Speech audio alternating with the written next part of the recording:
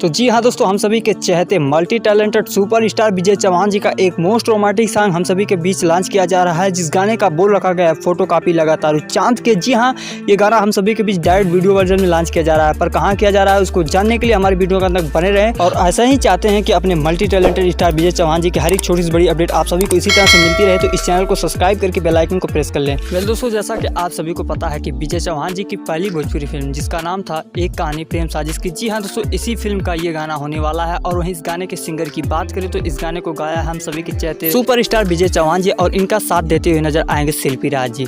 दोस्तों बात करें इस गाने के गीत संगीत की, तो इस गाने को लिखने का काम किया है अभिनव सिंह ने और इस गाने को म्यूजिक दिया है साहिल खान जी ने। जी हाँ दोस्तों, जैसा कि आप सभी को पता है कि इस फिल्म के स्टार कास्ट में नजर आने वाले हैं विजय चौहान जी और इनका साथ देते हुए नजर आएंगे अनारा गुप्ता जी। जी हाँ दोस्तों, वैसा ही इस गाने में आप सभी को इन्हीं दोनों की जोड़ी दिखाने देने वाली है। तो दोस्तों ये तो एक गाने की इन्फॉर्मेशन। अब आइए जान लेते हैं कि इस गाने को कब तक और किस यूट्यूब चैनल के माध्यम से लॉन्च किया जा रहा है। तो दोस्तों आप सभी को बता देना चाहता हूँ कि इस गाने का लॉन्चिंग डेट रखा गया है 21 तारीख को।